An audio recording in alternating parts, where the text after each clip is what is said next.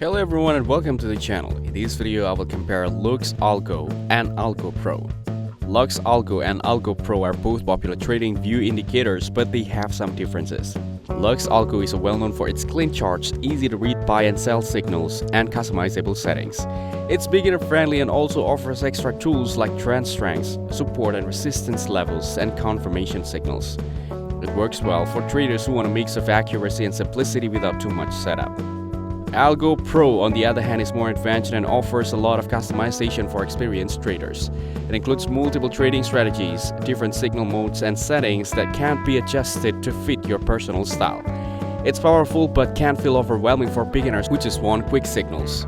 If you're new to trading or want a simple but reliable indicator, LUXALGO is a better choice.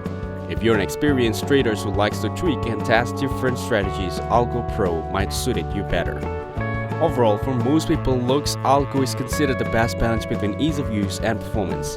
Thank you everyone for watching. Hope you guys value. Make sure to like the video and subscribe to our channel. Leave a comment down below. See you in the next one.